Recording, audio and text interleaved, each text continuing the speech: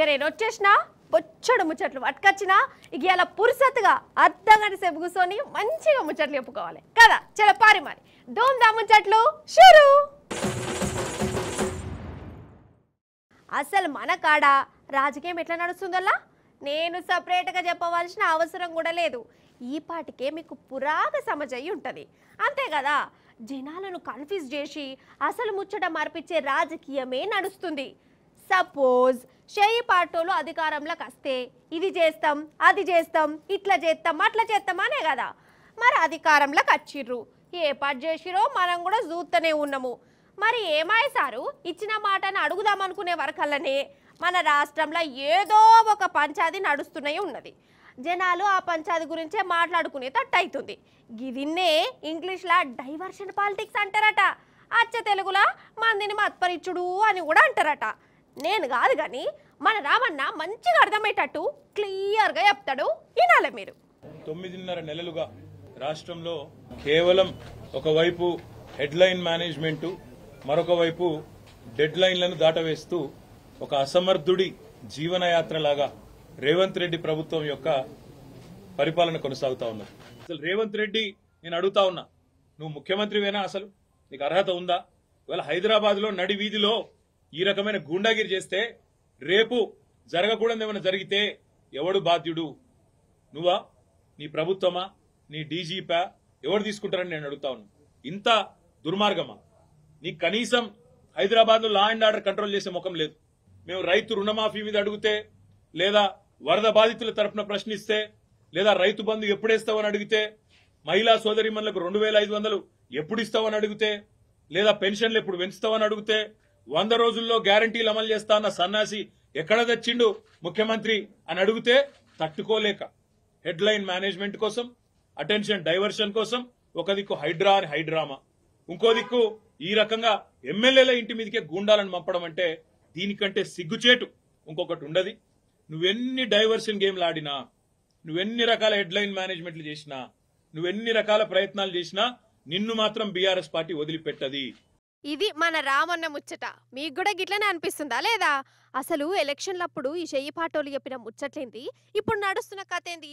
ఇచ్చిన మాటను మర్పించేందుకు ఉద్దర పంచాదులు తీసుకుంటా పొద్దెల తీసే కథ లెక్క కొడుతుంది. మన రాష్ట్రంలో ఇప్పుడు ప్రతి ఒక్కరికి మెల్లమెల్లగా గిట్లనే అనిపిస్తుంది. మరి కాదోల్లా ఈ షేయి పార్టీ లీడర్లు కార్యకర్తలు ఎమ్మెల్యే కౌశిక్ రెడ్డి సార్ ఇంటి మీదకు పోయి గాయ చేసిన ముచ్చటే తీసుకోరాదు. ఎమ్మెల్యే ఇంట్లోకి దునికి రాళ్ళేసుడు, ఇంట్లో మీదకి పోడు, గిదేం తరికా? ఓ దిక్కు కౌశిక్ రెడ్డి సార్నేమో పోలీసు వాళ్ళు మెస్సులకుండా బయట కావాలి కాసిరు. ఇక ఇంకో దిక్కు అరకెప్పుడు గాంధీ సార్నేమో కౌశిక్ రెడ్డి సారు ఇంటికి సాగదోలే కథ పెట్టుకున్నారు. మరి కౌశిక్ రెడ్డి సార్ను కదా ఇంట్లోకి వెళ్ళి బయటకు వెళ్లకుండా చేసినట్టు గాంధీ సార్ను కూడా గట్లని చేస్తే అయిపోవు కదా. ఈ లొల్లుండనా అసలు ఇంత పెద్ద కథ నడిచినా? అంటే ఇదంతా పక్కా ప్లానింగ్ తోనే చేసిరని ప్రతి ఒక్కరికి అర్థమవుతుంది. ఏం డైవర్షన్ లీడర్లో, ఏం కన్ఫ్యూజ్ రాజకీయాలు. నేనైతే తెలంగాణ వచ్చిన 10 ఏళ్లల్లా ఎన్నడిగిసొంటి లొల్లులు జవడాలు చూడలేదల్లా. గిట్ల రోడ్ల మీదకి వచ్చుడు, ఎమ్మెల్యేల ఇళ్లకు పోవుడు, రాళ్ళేసుడు, టమాటాలు ఇసిరేసుడు, లీడర్లను బయటికి వెళ్లకుండా చేసుడు, పోలీసుల్ని కార్యకర్తలు దబాయించుడు. అసలు ఇది మన తెలంగాణ కథనే కాదు, మన తెలంగాణలో ఎన్నడూ లేనే లేదు. కానీ ఇసోంటివన్నీ కొత్తగా వస్తున్నాయి. ఇంకా రాని ఇంకెన్ని వింతలు విడ్డూరాలు చిత్ర విచిత్రాలు చూడవలసి వస్తుందో పాటు అని చెప్పుకుంటారు పబ్లిక్. అయితే మన జనాలకు సినిమా యాక్టర్లు అంటే మస్తు పాయిరం వల్ల అదేందో కానీ వాళ్ళ కోసం అంగీలు ఇంపుకుంటారు. అప్పు చేసి మరి టాకీస్ల ముందు బ్యానర్లు కటౌట్లు కడుతుంటారు.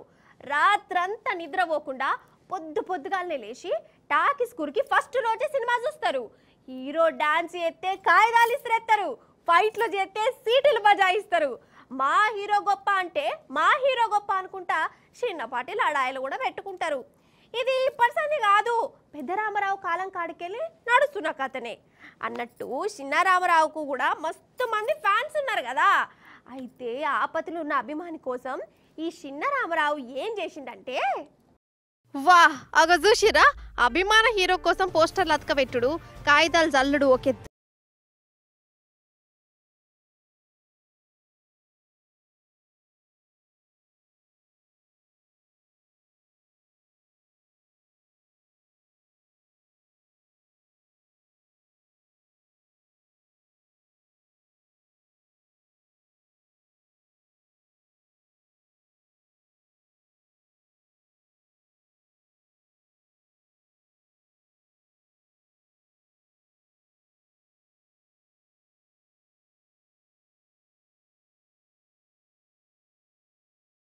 నేను జీవిడిస్తా, ఇదే నా ఆఖరి కోరిక అని పట్టిండు. ఎంత బాధ చెప్పు. ఇక ఈ ముచ్చట అట్లట్లా తిరుక్కుంటా ఎన్టీఆర్కి ఎరకైంది. ఈ అభిమానికి వీడియో కాల్ కొట్టిండు, మాట్లాడిండు, ధైర్యం కూడా చెప్పిండు. ధైర్యం చెప్పుడే కాదు, నీ దావకాన ఖర్చంతా నేను చూసుకుంటా తీ అని హిమ్మత్ కూడా ఇచ్చిండు. అసలు ఆ పిల్లగాని కండ్లలో ఆనందం చూడాలిగా, జన్మ ధన్యం అయిందన్నట్టే చేసిండు పోర్రి. Hello sir, hi sir. Thank you so much అన్న. నేను చూస్తానని చెప్పి అస్సలు అనుకోలేదన్నా.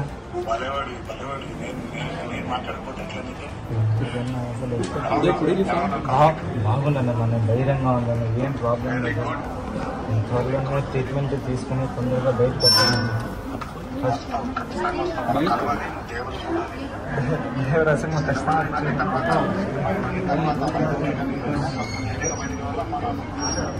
ఖచ్చితంగా వస్తాను.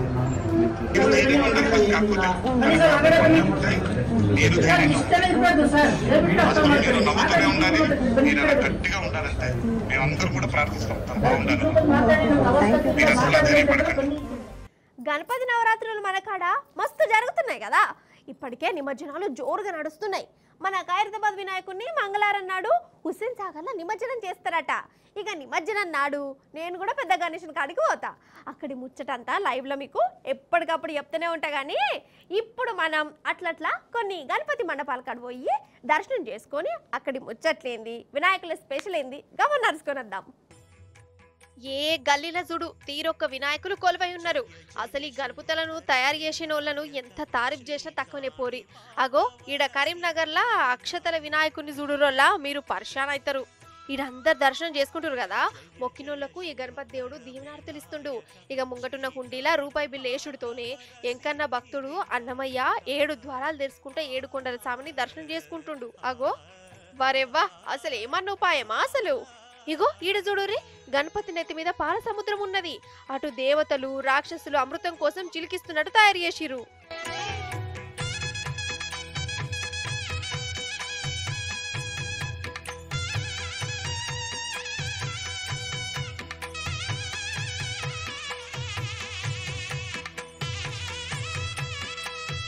బాహుదా నదీ తీరములోన బావిలోన వెలసిన దేవ, మహిలో జనులకు మహిమలు చాటి ఇహ పరముల నిడు మహానుభావ. ఇష్టమైనది వదిలిన నీకడ ఇష్ట కామ్యములు తీర్చే గణపతి. పురియుచు వరములను సగుచు నిరతము పెరిగే మహాకృతి. అన్నట్టు అసలు పాలవంచ వినాయకుని చూయించుడు మర్చిన పారి జల్దినా అచ్చినం సుషిరా డెకరేషన్ కలర్ కాగితాలు అనుకోగల ఇంత ఒరిజినల్ కడక్ పైసలు నోట్లేనోల్లా. అరే అవంటే మొత్తం 1,10,00,000 రూపాయలతోని మండపాన్ని గిట్ల డెకరేషన్ చేసి బొజ్జ గణపయ్యకు పూజలు చేస్తురు.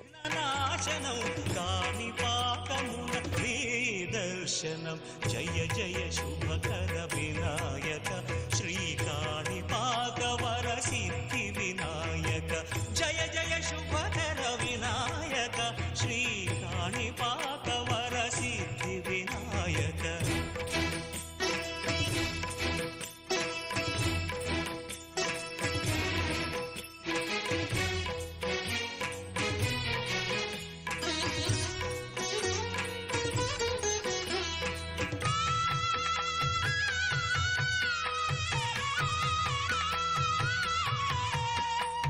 ఇట్లా ఒకటా రెండా ఏ ఊరికి పో వింత వినాయకులు వెరైటీ గెటపులతోని దర్శనమిస్తురు. ఇక ఇప్పుడు మన హైదరాబాద్ బడా గణేశుని కాడికి రారి. వారెవ్వా చూస్తురా, ఖైరతాబాద్ గణేశుడు 70 అడుగుల ఎత్తుతోని నిలబడి భక్తులకు ఏ తీరులో దర్శనమిస్తుండో. ఈ బడా గణేశుని ముందు ఉష్క పోతే రాలనంత జనం పొద్దటి సంతే జనంతో నిండిపోయింది. వరుసగా సెలవులున్నాయి కదా. ఇక పట్నం జనం బడా గణేశుని తవ్వబట్టిరు. ఈ మంగళవారం పగటిని 1:30 గంటల నిమజ్జనం చేస్తారట హుస్సేన్ సాగర్లా.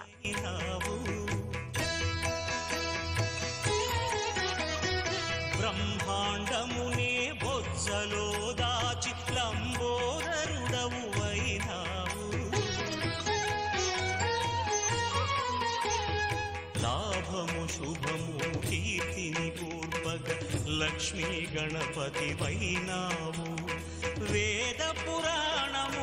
ఇక మన తెలంగాణలో ఎట్లనైతే ఖైరతాబాద్ గణేశుడు ఫేమస్, అటు బొంబాయి దిక్కు ఇగో ఈ లాల్ బాగ్ చా గణేశుడు కూడా అంతే ఫేమస్.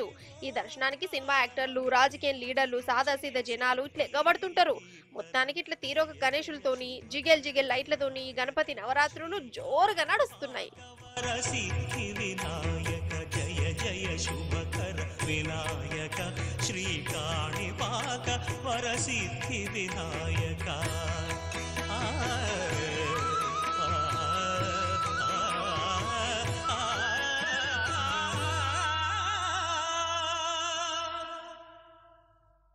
అవుగాని మోడీ సార్ ఇంట్లో అవైలబుల్ ఉంటారు వాళ్ళ మీకేమైనా ఎరికేనా? ఆగురి మరీ ఎక్కువ ఆలోచించకురి, టైం కూడా ఎక్కువ లేదు. కానీ అయితే మన మోడీ సార్ ఇంటికి ఒక కొత్త కుటుంబ సభ్యుడు వచ్చిండు. సభ్యుడేనా సభ్యురాలందమ్మా? ఆహా, సభ్యుడు సభ్యురాలు కూడా కాదు. అసలు ఏమంటారో ఈ ముచ్చట చూసి మీరే ఏదో ఒకటి డిసైడ్ చేసి చెప్పురి నాకు, సరేనా? అగోగో మోడీ సార్ ఆడ రెడీగా ఉన్నాడు. సారు మీ కాడికే వస్తున్నాం.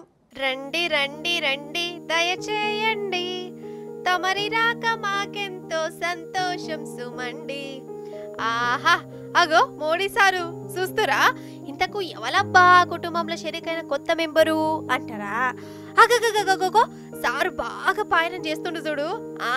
గీ కోలియాగనే మోడీ సార్ కుటుంబంలో కొత్తగా వచ్చింది. నిన్ననో మొన్ననో పుట్టిందట. ఇక సారు ఒక సంబరపడ్డా, మా ఇంటికి కొత్త అతిథి వచ్చిందో, మా ఇంట్లో సంబరాలు తెచ్చిందో అనుకుంటా.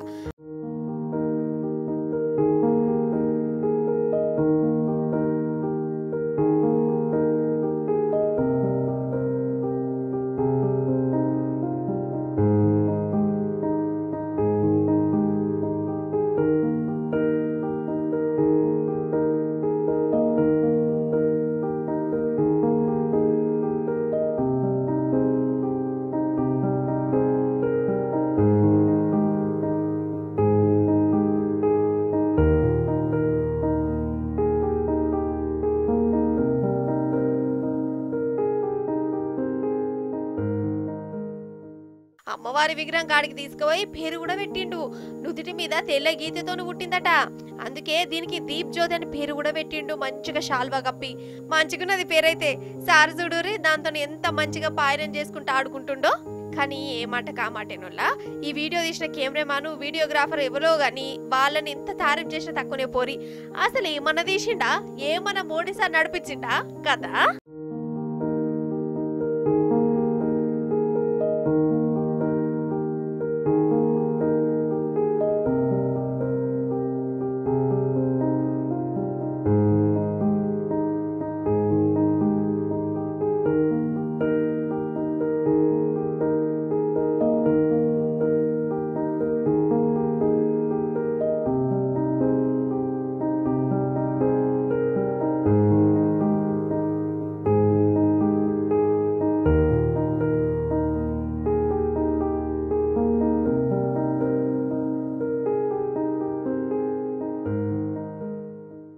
అసలు నాకు ఎప్పటి సందో ఒక పెద్ద కన్ఫ్యూజన్ ఉన్నదోలా.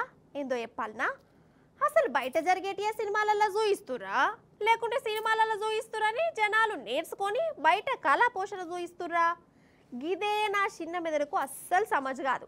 అందుకే ఏదో ఒకనాడు డైరెక్టర్ సుకుమారో లేకుంటే రాజమోగుల్లో కలిసి ఒర్రంగా నా డౌట్ను వాళ్ళ ముంగడ పెట్టి పట్టుబట్టి వాళ్ళకు అనే జవాబు తీసుకుంటా. ఇది ఖాయముల్లా. ఇప్పుడు ఎందుకు గిట్లా అనిపించింది అంటారా? ఎందుకో ఈ ముచ్చట చూడుర్రి. మన సుకుమార్కు పుష్ప 3వ భాగ సినిమాకి అక్కరికత్తదో అడుగురు మీరే. అంతే అనిపిస్తుందో నాకైతే. అసలు సినిమాలతోనే జనాలు చెడిపోతురా? జనాలు ఏబట్టి సినిమాల దిమాకులు ఖరాబ్ అవుతున్నాయో అర్థమే అయితలేదు. అంతెందుకు మన హైదరాబాద్లో గీ టాలెంట్ చూడుర్రి. చూస్తేనేమో మీదికి మంచిగానే ఉన్నది కదా. ఇక ఇప్పుడు దీని లోపల అసలు గుట్టు చూయిస్తారు పోలీసులు.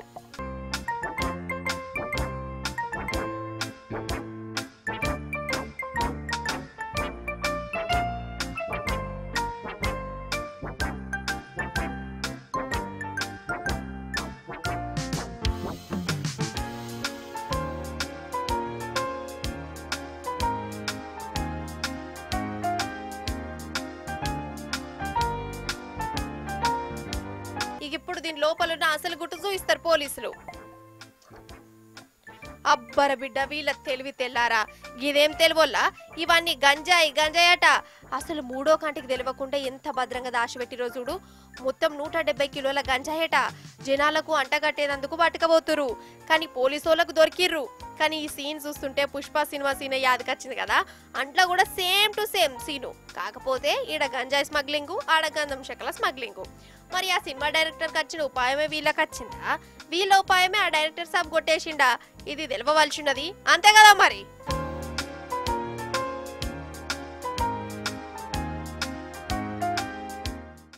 అవుగాని గుళ్ళల్లా జాతరలల్లా తులాభారం ఎత్తారు కదా, గదేనోళ్ళ పెద్ద కాంటెలా ఒక దిక్కు మనిషిని కూర్చోబెట్టి ఇంకో దిక్కు బెల్లమన్నా లేకుంటే కొబ్బరికాయలన్న వేసి మనిషి వజన మందం జోకుతారు కదా. అయితే పోయిన సమ్మక్క సారక్క జాతర అప్పుడు మా అన్నను కూడా తులాభారంలో కూర్చోబెట్టిర్రు. 80 కిలోల బంగారం దూగింది. సరే, ఇప్పుడు ఈ తులాభారం ముచ్చట నేనెందుకు తీసినయ్యా అంటే, ఇది తెలవాలంటే మనం అర్జెంటుగా అగో అటు మీది బాజుకు పోవాలి. ఆడికి పోయినాకనే ముచ్చటంతా మీకు చెప్తా మరి.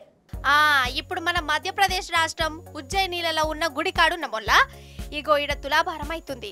కొడుకును పెద్ద తరాజులో కూసోబెట్టిండు. కొడుకు వజన్ మందం ఇటు దిక్కు ఏమేసిండో చూడుర్రి. చూసిరా మూటలు, ఇవి ఉత్తపచ్చి మూటలు కాదోల్లా, పైసల నోట్ల మూటలు. అన్ని 10 రూపాయల నోట్ల కట్టలే. వామ్మో ఎన్ని గనం ఉన్నాయో చూడు.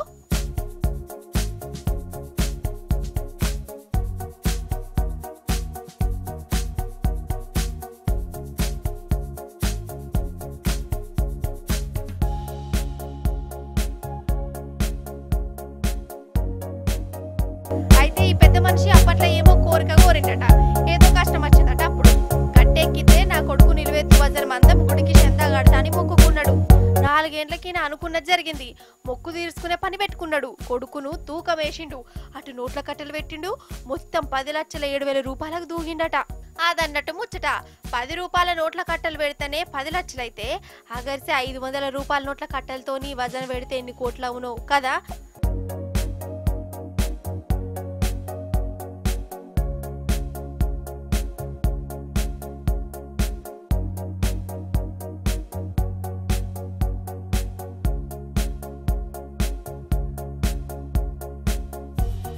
మొత్తానికి కొడుకును తూకమేసి మొక్కు తీర్చుకున్న నాయనని చూసి అందరు నోరెళ్ళ పెడుతురట. అదన్నట్టు ముచ్చట. 50 మందికి తెలియజేయనది ఏమనగా, ఇక అర్ధగంట సేపు అయిపోయింది కాబట్టి, నేను చెప్పే ముచ్చట్లు ఒడిచిపోయినాయి కాబట్టి ఇక నేను సెలవు తీసుకుంటా. ఎప్పుడు మరి టాటా, బాయ్ బాయ్, నమస్తే.